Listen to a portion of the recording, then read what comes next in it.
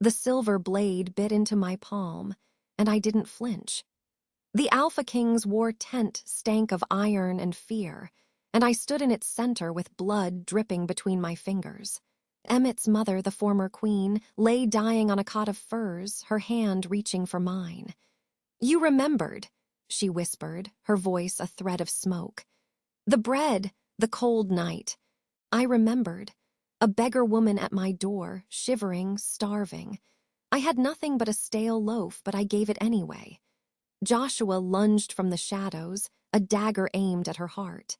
I moved without thinking, my body a shield, my claws extending for the first time in years. We clashed, his blade screeching against my fur, my teeth finding his throat.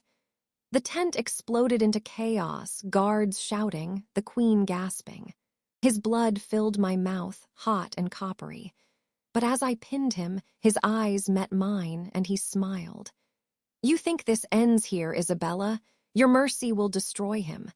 I tightened my grip, but the queen's next words froze me cold. "He's your brother." But I'm getting ahead of myself. It didn't start with blood. It started with a storm, a stranger, and the last piece of bread I owned. Where are you watching from tonight? Drop your city in the comments and hit subscribe. This story is just getting started. The knock came just as the storm swallowed the moon. I was huddled by the dying embers of my hearth, my last piece of bread clutched in my frozen hands. The wind howled through the cracks in my cottage walls, and the rain hammered the roof like 1,000 angry fists. I hadn't eaten in 2 days. The bread was my last hope, and I was saving it for morning, when hunger would be a knife in my gut. The knock came again, 3 sharp raps, desperate and uneven. My heart slammed against my ribs. No one came to the edge of the Silverwood forest at night, not with the rogue wolves prowling the borders. Not with the Alpha King's hunters patrolling for outcasts like me. I should have stayed silent. I should have let the stranger freeze. But I was raised by a mother who taught me that kindness is the only currency that matters when you have nothing else. I crept to the door, my bare feet silent on the cold stone floor. I pressed my ear to the wood, listening. The only sounds were the storm and the ragged breathing on the other side. "Please," the voice whispered, a woman's voice cracked and weak. "Please, I have nowhere else to go." My hand found the iron latch. I told myself I was a fool. I opened the door anyway. She collapsed into my arms. She was small, drenched, her clothes torn to rags. Her hair was matted with mud and blood, and her skin was the color of ash. I dragged her inside, kicking the door shut against the storm. She was so light, so fragile, like a bird with broken wings. I laid her by the fire, covering her with my only blanket. Her eyes fluttered open, and I saw them, a deep, impossible gold like the heart of a dying flame. "Thank you," she breathed. I didn't ask who she was. I didn't ask why she was bleeding. I broke the bread in half and pressed it to her lips. She ate like she hadn't seen food in weeks. I watched her, my own stomach screaming, and I didn't regret a single crumb. That night, I learned her name was Agnes. That was all she told me. She slept by my fire, and I stayed awake, guarding her from the darkness I knew was hunting her. The next morning, she was gone, but she left something behind, a small silver locket hanging from my door latch. Inside was a lock of hair as white as snow and a note written in elegant script. "One day you will need me, and I will come." I laughed at the time. I was a nobody, a werewolf without a pack, without a family, without a future. What use would I ever have for a stranger's promise? I tucked the locket into my pocket and forgot about it. For 7 years. Now I stand in the Alpha King's throne room, my wrists bound in silver chains, my knees pressed to the cold marble floor. The court is packed with wolves in fine furs, their eyes gleaming with contempt. I am the rogue who was caught stealing from the royal granary. I am the nobody who dared to survive. And standing before me, on the dais of black obsidian, is the Alpha King himself, Emmett. I know his name because every wolf in the realm knows it. He is young for a king, barely 30, but his reputation is carved in blood. He conquered 3 packs before his 25th birthday. He executed his own uncle for treason. His eyes are the color of winter ice, cold and unyielding, and they are fixed on me now with a hatred that makes my blood freeze. "Rise," he commands, his voice a low growl that vibrates through the stone. I struggle to my feet, the chains clinking. I keep my head down, my eyes on the floor. I know the protocol. I know that one wrong look could cost me my life. "Look at me." I hesitate. The guard behind me shoves me forward, and I stumble, nearly falling. A ripple of laughter runs through the court. "Look at me," Emmett repeats, softer this time, almost curious. I lift my chin. Our eyes meet, and the world stops. His ice-blue eyes widen just a fraction. A muscle in his jaw twitches. He takes a step forward, then stops himself, his hands clenching at his sides. "Where did you get that?" he asks, his voice barely a whisper. I blink. "Get what?" "The locket." My hand flies to my throat. The silver locket, Agnes's locket, is still there, hidden beneath my tunic. I've worn it every day for 7 years, a talisman of a kindness I can barely remember. "It was a gift," I say. "From whom?" I hesitate. I don't know why, but something in his voice makes me afraid. "A woman, a stranger. I helped her once." Emmett descends the dais, his boots echoing like drumbeats. The court falls silent. He stops inches from me, close enough that I can smell the pine and iron on his skin. "Describe her," he commands. "Small, frail, golden eyes." His breath catches. For a moment, the fearsome Alpha King looks like a lost boy. "Mother," he breathes. The court erupts. Whispers hiss through the crowd like snakes. I hear the words queen and alive and impossible. Emmett's hand shoots out, grabbing my chin, forcing me to meet his gaze. "That locket belonged to my mother," he says, his voice shaking. "She disappeared 7 years ago. Everyone thought she was dead." My heart hammers. I didn't know. "She left a note. It said she was going to find someone who would save this kingdom." I stare at him, the pieces clicking together like a lock. The storm, the bread, the golden eyes. "I don't understand," I whisper. "I just gave her my food." Emmett's grip tightens. "You gave her your last piece of bread, and she never forgot." The doors to the throne room burst open. A figure strides in, cloaked in black, and the guards part like water. The figure throws back their hood, and I see a face I recognize. Joshua, my brother. The same brother who abandoned me to the rogues when I was 12. The same brother who told me I was weak, worthless, a stain on our family's name. He looks at me now, and his smile is a blade. "Brother," he says to Emmett, his voice dripping with false warmth. "I see you found the traitor's daughter." The air leaves my lungs. Traitor's daughter, I don't understand. I don't. "Her father," Joshua continues, "was the one who tried to assassinate our mother. He failed, but he escaped. And now his daughter wears her locket." The court gasps. Emmett's hand drops from my chin and he steps back, his face a mask of stone. "Is this true?" he asks me. I shake my head, my throat tight. "I don't know my father. I never knew him. I was raised by a human woman who found me in the woods." "A convenient story," Joshua says, circling me like a wolf. "But I have proof.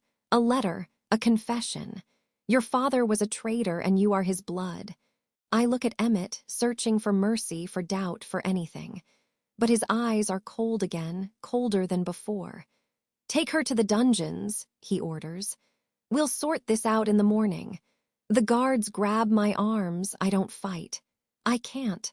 My mind is a storm, and all I can hear is Agnes's voice, whispering in my memory. "One day you will need me, and I will come." But as they drag me away, I see Joshua's smile, and I know the truth. He lied. and Emmett believed him. The cell door slams shut, and I am alone in the dark, clutching the locket that has become my curse. But I am not praying for rescue. I am praying for revenge. The cold from the stone floor seeped through my threadbare clothes, but I welcomed it. Pain meant I was still alive, still breathing, still capable of making Joshua pay for what he'd done. I pressed my back against the damp wall of my cell and forced myself to think past the rage clouding my vision. 7 years. For 7 years, I'd believed my brother was dead, that the rogues had torn him apart the night they dragged me away from our burning home. I'd mourned him, cried for him, dreamed of his face in my darkest moments. And all that time he'd been here, living in the palace, standing beside the Alpha King like he belonged there. I clutched the locket against my chest, the silver warm despite the dungeon's chill. Agnes, the woman I'd saved, the woman who'd promised to return. She was the queen, and Joshua had tried to kill her. No, that wasn't right. According to Joshua, our father had tried to kill her. But I knew my father. He was a gentle man who'd never raised his hand to anyone. He'd died protecting our mother from the rogues who burned our home. He couldn't have, still awake, rogue. I looked up. A guard stood outside my cell, his face half hidden in shadow.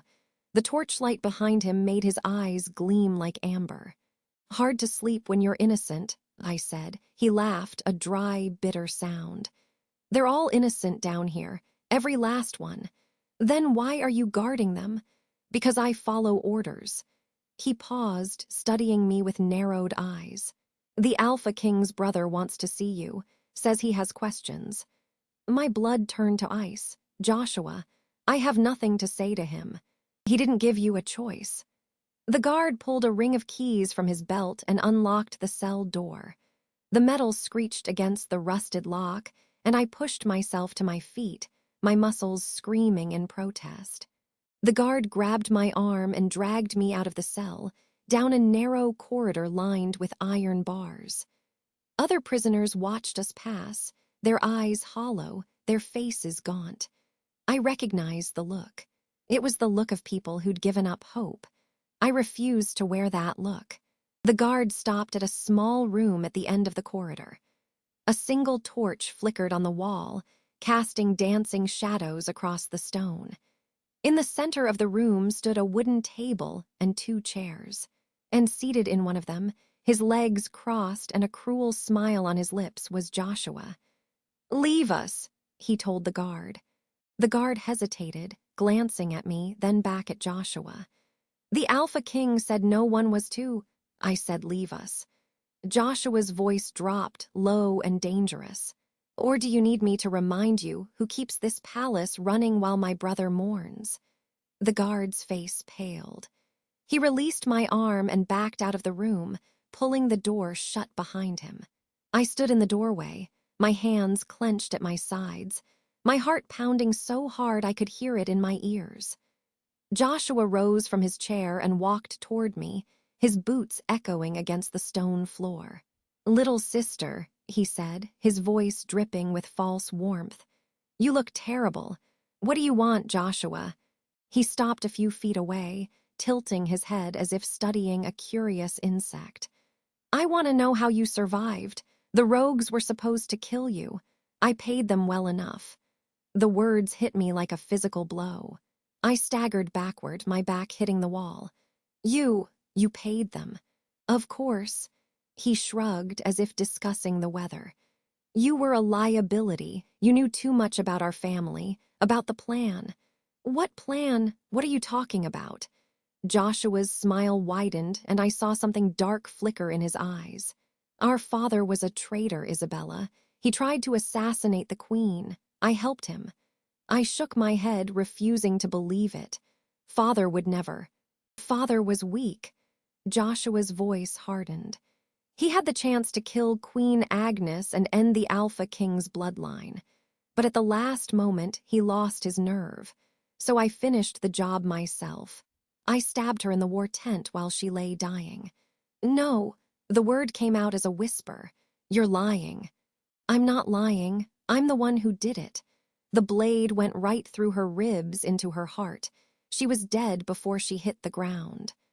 I thought of Agnes, the woman I'd shared my bread with, the woman who'd left me her locket and promised to return. She'd been kind, gentle, grateful, and Joshua had murdered her. Why? I demanded, my voice cracking. Why would you do that? Because power is taken, not given.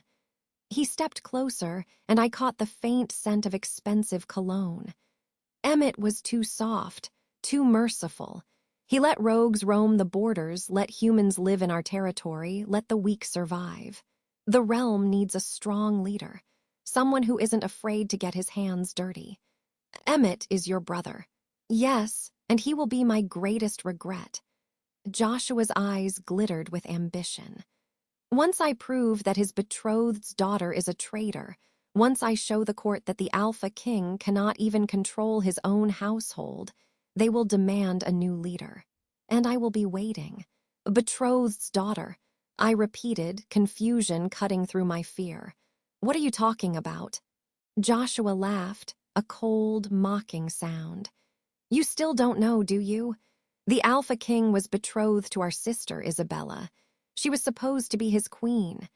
But she died the night the rogues attacked our home. I stared at him, my mind reeling. I had a sister, another sibling I'd never known about. Father tried to protect her, Joshua continued. He failed, and in his grief he lost his nerve, so I took matters into my own hands. You're a monster. No, little sister, I'm a survivor. He reached out and touched my cheek, his fingers cold against my skin. And you are going to help me. I jerked away from his touch. I'd rather die. That can be arranged. He pulled a dagger from his belt, the blade gleaming in the torchlight. But first, I need you to tell the court that you saw your father kill Queen Agnes, that you were there, that you witnessed everything. I won't. You will. He pressed the dagger against my throat, the edge biting into my skin. Or I'll make sure your mother's grave is desecrated. I'll dig up her bones and scatter them across Silverwood Forest. I'll make sure she never rests in peace. My breath caught in my throat. My mother, the only person who'd ever loved me, the woman who'd found me in the woods as a child and raised me as her own, even though I was a werewolf and she was human. You wouldn't. Try me. Joshua's smile was pure venom. You have until dawn to decide. When the court convenes, you will tell them what I've told you to say, or your mother's soul will never know peace. He pulled the dagger away and stepped back, sheathing it at his belt. Then he turned and walked toward the door, pausing with his hand on the handle. Oh, and Isabella. He glanced back over his shoulder. Welcome home. The door slammed shut behind him, leaving me alone in the flickering torchlight.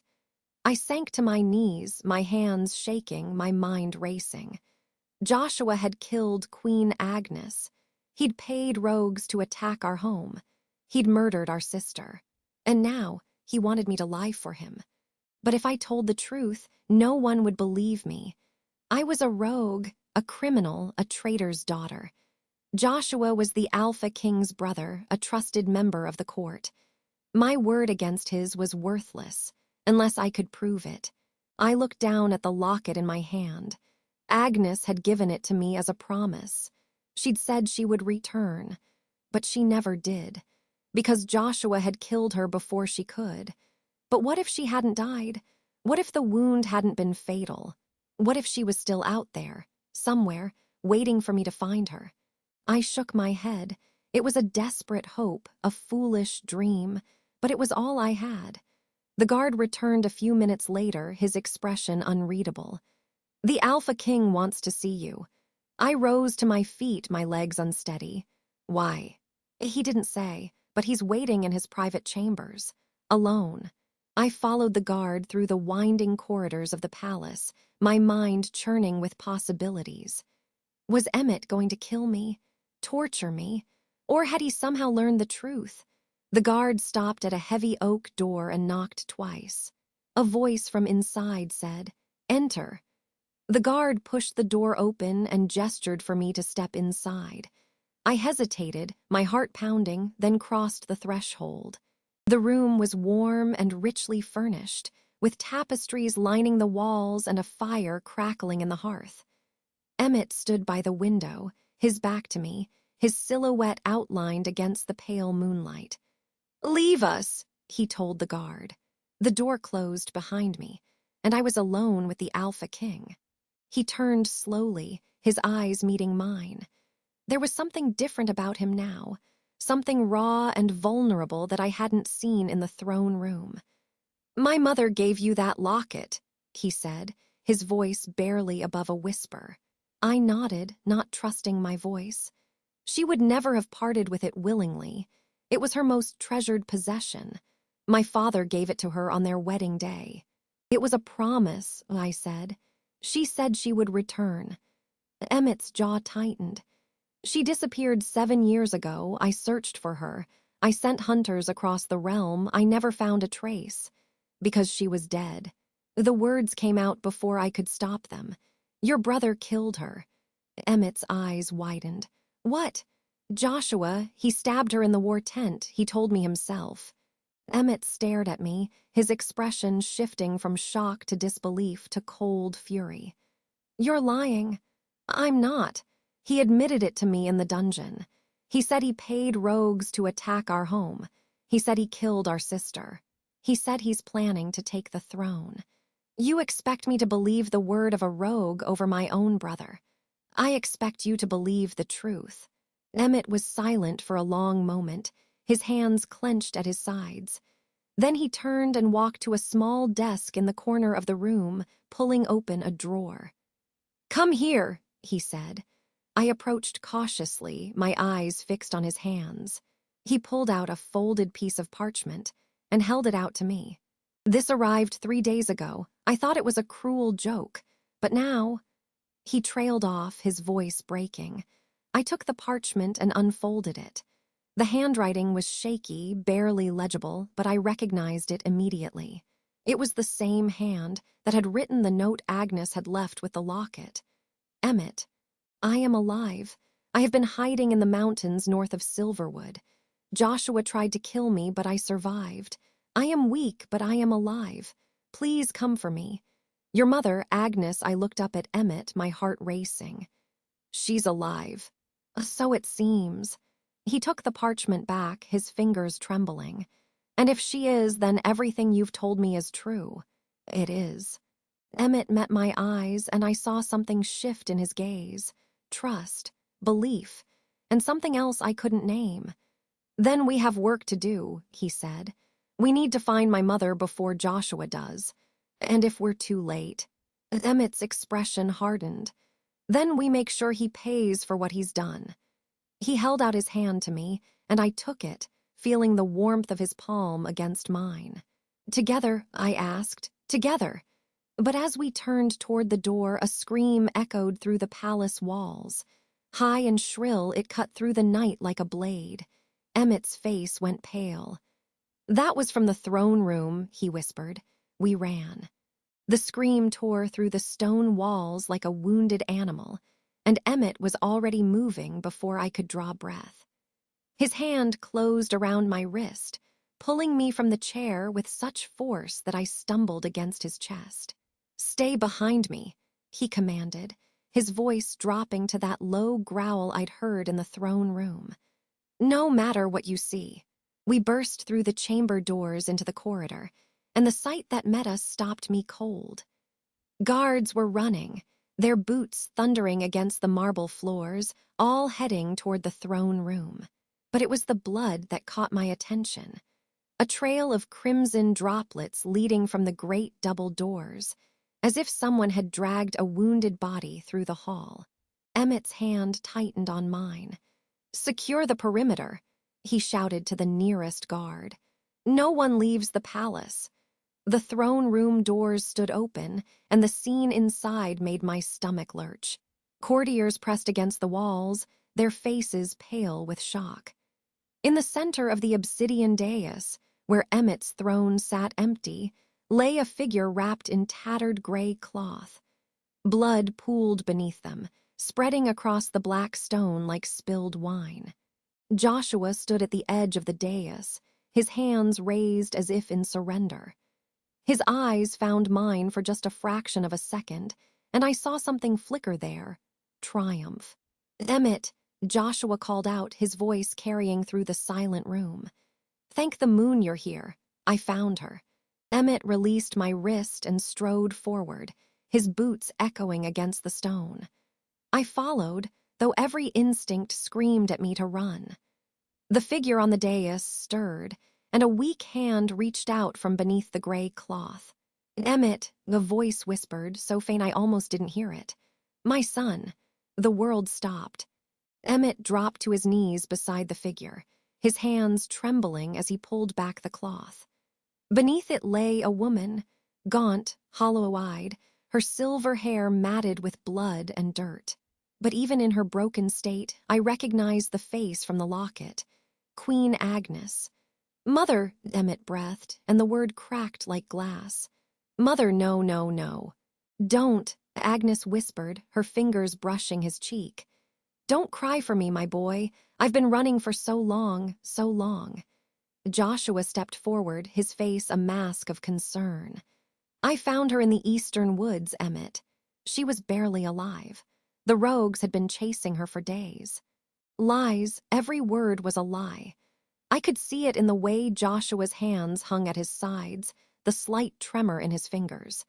He had done this. He had brought her here, wounded and dying, to finish what he started 7 years ago. "She's bleeding out," Emmett said, his voice rising with panic. "Someone get a healer, now." Guards scrambled, but I couldn't move. My eyes were fixed on Agnes, on the way her chest rose and fell in shallow, ragged breaths. And then her gaze found me. Her eyes widened, recognition flickering through the haze of pain. "You," she breathed. "The girl, the bread." I nodded, tears burning in my throat. "Your Majesty." A ghost of a smile crossed her lips. "I never forgot. I told you I wouldn't." Joshua's face went pale. He took a step forward, as if to block my view, but Emmett was already looking between us, confusion and hope warring in his expression. "What are you talking about?" Emmett asked.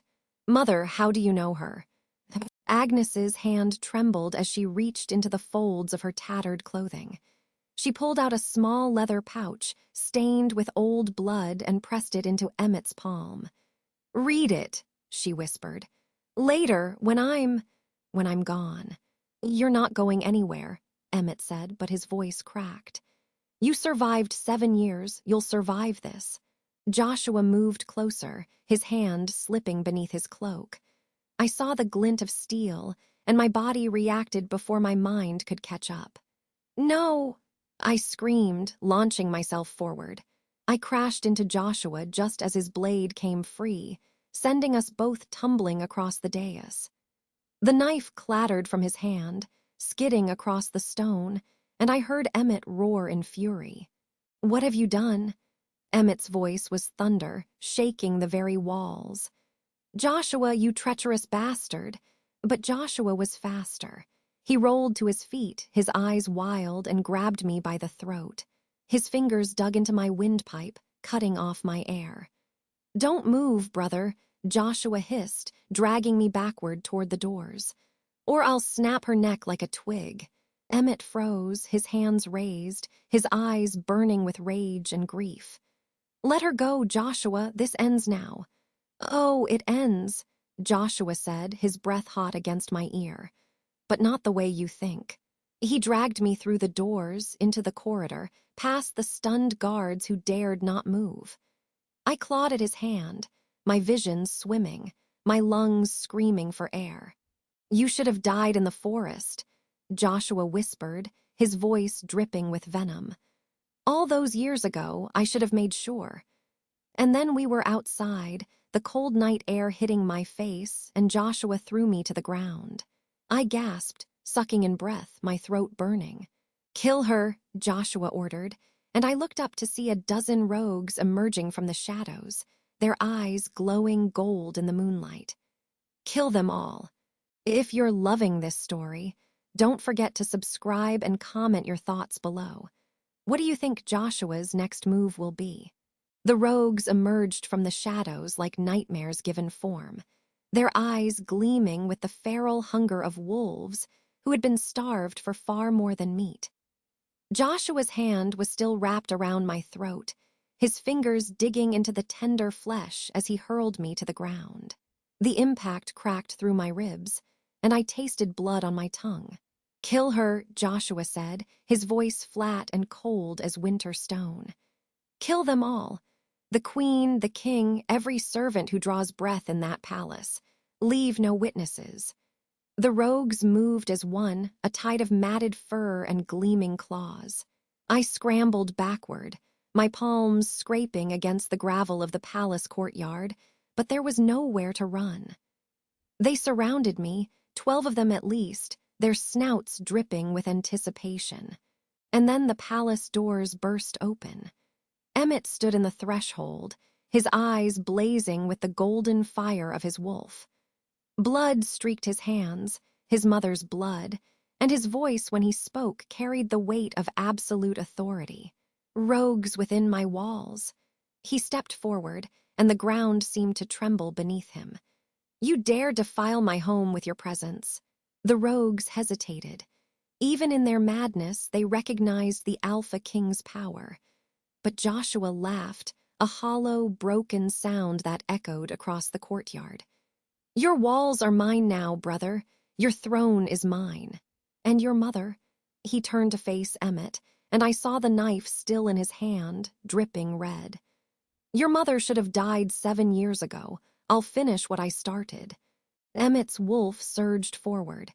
He moved faster than I could track, crossing the distance between them in 3 heartbeats, his claws extended and aimed at Joshua's throat. But Joshua was ready. He sidestepped, grabbed my arm, and yanked me up as a shield. Ah, Joshua hissed, pressing the knife against my neck. "You wouldn't want her to die, would you? Not when she knows the truth, not when she was the one who saved Mother." "Let her go," Emmett growled, his chest heaving. "Or what? You'll kill me." Joshua's grin was feral. "You've always been too soft, Emmett, too noble. That's why I'll win." The rogues closed in around us, and I felt their presence like a suffocating blanket. But in that moment, I saw something in Emmett's eyes, a flicker of understanding, of recognition. He knew what I was about to do. I slammed my head backward into Joshua's face. The crack of bone against bone was satisfying, and his grip loosened just enough for me to twist free. I dropped to the ground, rolled, and came up running toward Emmett. The rogues howled in fury, but Emmett was already moving, meeting them head-on. The battle erupted like a storm. Emmett tore through the first rogue with brutal efficiency, his claws ripping through fur and flesh. But there were too many. They swarmed him, dragging him down, and I watched in horror as the Alpha King disappeared beneath a pile of snarling bodies. "No," I screamed, but I was not helpless, not anymore. I reached deep inside myself, to the wolf I had suppressed for 7 years, the wolf I had starved and chained in the name of survival.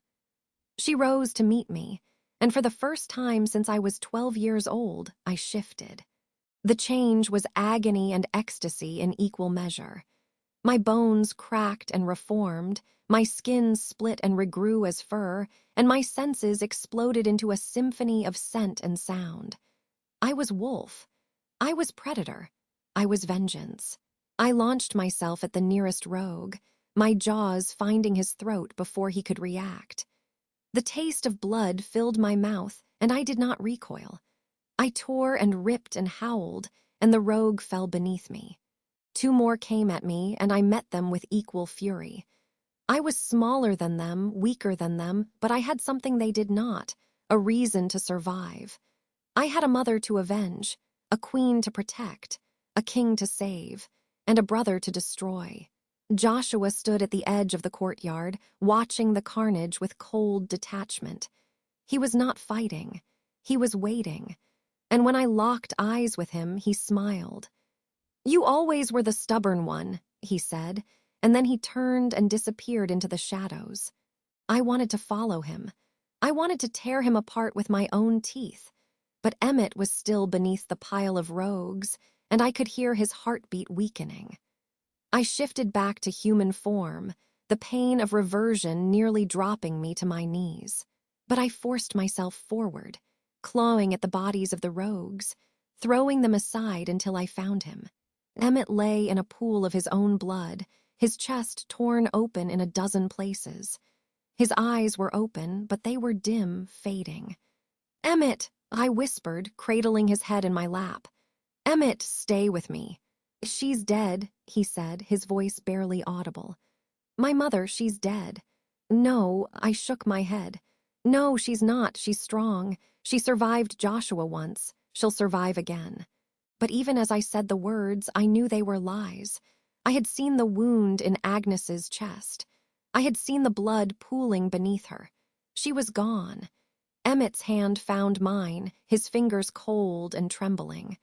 "The letter," he said. "She gave me a letter in my chambers. Read it." "Emmett, read it," he said, and then his eyes closed. The world went silent.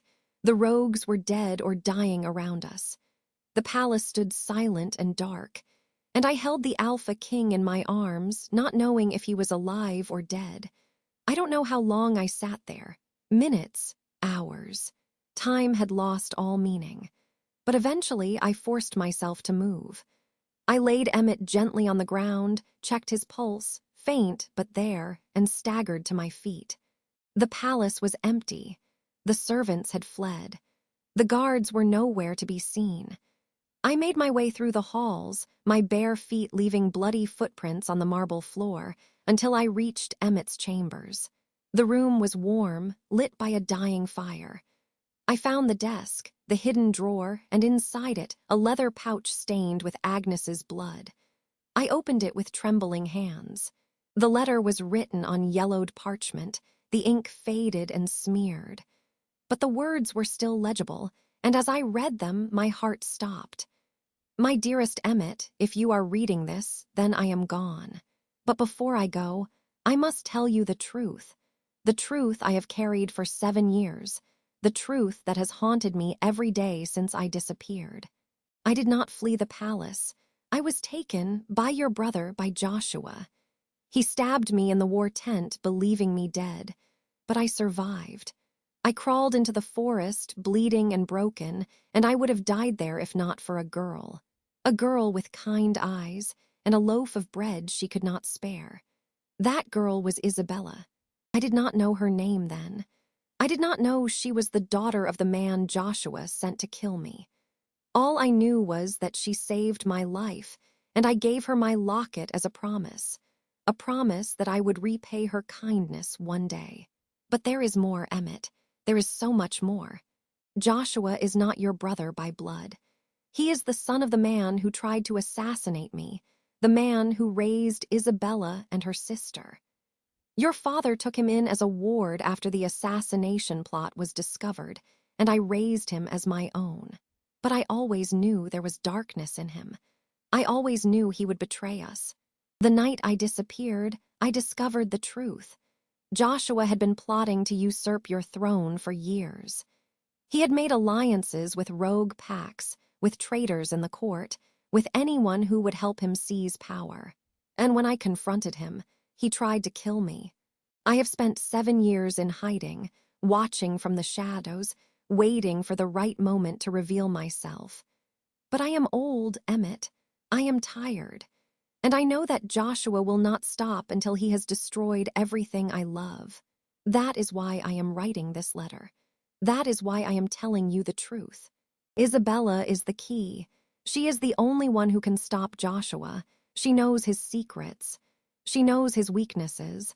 And she has the heart of a warrior, even if she does not know it yet. Protect her, Emmett. Trust her. And when the time comes, let her be the one to end this. I love you, my son. I always have. And I always will. Your mother, Agnes. I read the letter twice, 3 times, and then I let it fall from my hands. The truth was worse than I had imagined. Joshua was not just a traitor. He was not just a murderer. He was a usurper, a monster who had spent years building an empire of lies. And I was the only one who could stop him. I found Emmett still lying in the courtyard, his chest rising and falling in shallow breaths. I knelt beside him, pressed the letter into his hand, and whispered the words he needed to hear. "She knew," I said. "Your mother knew everything, and she trusted me to finish this." Emmett's eyes fluttered open. He looked at me, and in that gaze I saw something I had not expected: hope. "Then finish it," he said. I stood. I looked at the palace, at the shadows that clung to its walls, at the darkness that had infected everything I loved. And I made a promise. I would find Joshua. I would end him. And I would make sure that Queen Agnes's sacrifice was not in vain. The hunt had begun. The letter trembled in my hands as I read Agnes's final words again, Emmett's blood still warm and wet on my skin. The Alpha King lay dying at my feet, his breath shallow, his eyes fixed on me with desperate trust. I should have been afraid, I should have been overwhelmed, but all I felt was the cold, sharp edge of purpose crystallizing in my chest. "Finish it," he had said, and I would. I pressed the letter to my heart, then folded it carefully and tucked it into my belt. Kneeling beside Emmett, I tore a strip from my own shirt and pressed it against the deepest wound on his chest. He winced, but made no sound. "You're not dying today," I told him, my voice harder than I recognized. Not at his hands, not while I still draw breath. His hand found mine, grip weak but insistent. "The palace healer, third corridor left of the throne room, she's loyal. I'll find her, but first you hunt him." Emmett's lips curved into something that might have been a smile. "Good. I knew you would." I left him there, propped against the wall of his chambers, with a dagger in his hand and fire still in his eyes. The healer would find him soon enough. I had other prey. The palace was chaos. Guards ran past me, shouting orders, their boots echoing against stone. Rogues had breached the outer walls. I heard screams from the courtyard, the clash of steel, the howls of wolves. But I moved through it all like a ghost, my senses sharpened by the shift that still hummed beneath my skin. 7 years I had denied my wolf. 7 years I had hidden, cowered, starved myself of who I truly was. No more. Joshua's scent was faint, but I caught it, blood and old fear and the rot of ambition. He had fled through the eastern corridor, past the kitchens, toward the servants' exit that led to the woods. Of course.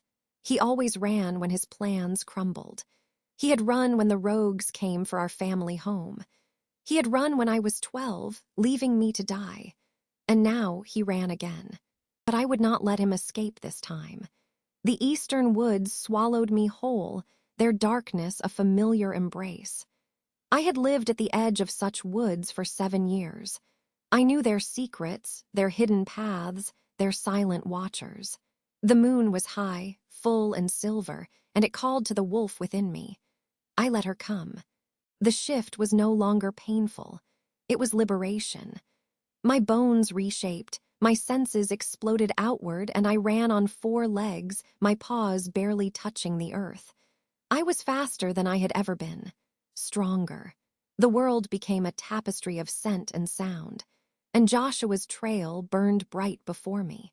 He had a head start, but he was wounded. I had seen the gash on his arm from Emmett's blade. He was bleeding, tiring, desperate, and desperate men made mistakes. I found him at the edge of a clearing, his back against an ancient oak, his breath ragged. He held a dagger in his good hand, but his eyes were wild, darting between the shadows. He knew I was coming. He had always known, I think. Some part of him had always feared the sister he had tried to bury. Isabella. His voice cracked. "Wait, wait, we can talk about this." I emerged from the tree line, my wolf form massive and dark, my eyes burning gold. I did not shift back. I wanted him to see me like this. Not the frightened girl he had abandoned, not the rogue he had mocked, but the predator he had created. I know about the assassination, I said, my voice a growl that came from somewhere deep. I know about Agnes. I know about our father. I know everything. Joshua laughed, but it was hollow. You think you know everything? You were a child. You don't understand what it was like living in his shadow. Father was weak. He had the chance to kill the queen, to end the royal line, and he froze. He couldn't do it, so I had to. You stabbed an unarmed woman in a war tent. She was not unarmed. She had the power of the crown behind her. She had Emmett. She had everything. His face twisted with bitterness. I had nothing. I was nothing. A ward taken in out of pity. A stray dog they fed scraps. I was never their equal, and I would never be king. Not unless I took it. So you tried to kill her, and when she survived, you framed our father. I did what I had to do. His voice hardened. And I would do it again. That's the difference between us, I said, stepping closer. I would never do what you did. I would never betray my family. I would never abandon my sister to die. Your sister was already dead. The rogues killed her. I just made sure they didn't miss you too. The words hit like a blade, but I did not flinch. I had known. Some part of me had always known. But hearing him admit it, hearing the cold calculation in his voice, stripped away the last shred of doubt. You paid them, I said. You paid the rogues to attack our home. You killed our sister. You killed our father. And you tried to kill me. I succeeded with the others. You were the loose end I could never tie. He straightened, his dagger still raised. But I can fix that now. He lunged. I was faster. My wolf moved before I thought, my jaws closing around his wrist, the dagger clattering to the ground. He screamed, a sound of rage and pain, and I threw him against the oak. He crumpled, gasping, his eyes finally showing the fear he had hidden for so long. Kill me then, he spat. Do it. Be the monster they always said you were. I stood over him, my breath hot against his face. The wolf wanted blood. She wanted to tear him apart, to scatter his remains across the forest floor, to erase every trace of him from the world. And I wanted to let her. But I was not Joshua. No, I said, shifting back to human form. I stood naked and unarmed before him, but I had never felt more powerful. You don't get to die clean. You don't get to be a martyr. You will face the court. You will confess everything. And you will rot in the dungeons for the rest of your miserable life. He laughed, broken and bitter. You think they'll believe you? You're a rogue. I'm the king's brother. Emmett knows the truth. Agnes knows the truth. And I have her letter. I pulled it from my belt, holding it up. Your confession is already written, Joshua. You just haven't spoken it yet. I bound his hands with strips torn from his own shirt, and I dragged him back through the woods, back to the palace, back to the justice he had earned. The sun was rising when I returned. The battle was over. The rogues had been driven back, the guards victorious, though the cost had been high. I walked through the gates with Joshua stumbling before me, and the guards parted, their eyes wide with shock. I found Emmett in the throne room, pale and bandaged but alive. He sat on the obsidian dais, his hand pressed to his chest, and when he saw me, relief flooded his face. You found him. I did. And I pushed Joshua to his knees before the throne. He will confess, or I will make him. Joshua's confession took hours. He spoke of the assassination plot, of our father's failure, of the stabbing in the war tent. He spoke of the rogues he had hired, the sister he had killed, the years of lies and manipulation. And when he was done, the court was silent. Emmett's voice was cold when he spoke. You are stripped of your title, your lands, your name. You will spend the rest of your days in the deepest cell of the dungeons, where no light will reach you. And you will die there, forgotten. Joshua said nothing as the guards dragged him away. He did not look at me. He did not look at anyone. He was already gone, a hollow shell of the man he had pretended to be. When the throne room emptied, Emmett called me to his side. "You saved my life," he said. "You saved my mother's memory. You brought the truth to light." He paused, his eyes searching mine. "What do you want, Isabella?" I thought about it. I thought about the cottage, the forest, the years of hiding. I thought about my mother, the human woman who had raised me, who had loved me despite knowing what I was. I thought about Agnes, the queen I had fed my last bread to, the woman whose letter had changed everything. "I want to go home," I said, "but I don't know where that is anymore." Emmett smiled. "Then stay, help me rebuild, help me make this kingdom what it should have been." He extended his hand. "You are no longer a rogue, Isabella. You are a daughter of the realm, and you always have a place here." I took his hand. Weeks passed. The palace healed. The kingdom began to mend. And I found my place, not as a rogue, not as a prisoner, but as something new. Emmett appointed me as his advisor, a voice for those who had been cast out, a bridge between the world of wolves and the world of humans. And one day, a letter arrived. It was from Agnes. She had survived, as she always did. She was in a village far to the north, recovering, waiting. She wrote that she had heard of Joshua's capture, of the truth finally spoken, and she thanked me for keeping my promise. "Come visit me," she wrote. "I have bread, and I would share it with you." I smiled, folding the letter carefully, and tucked it into my pocket. I would go, but not yet. There was still work to be done. There was still a kingdom to heal. And I had a feeling that Agnes and I would have many more meals together, many more stories to share. The girl who fed a poor stranger her only bread had never forgot. And neither had the queen.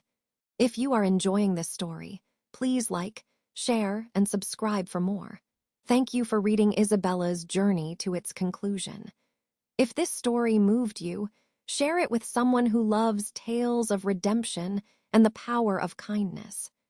Subscribe for more stories where the smallest acts of compassion change the fate of kingdoms.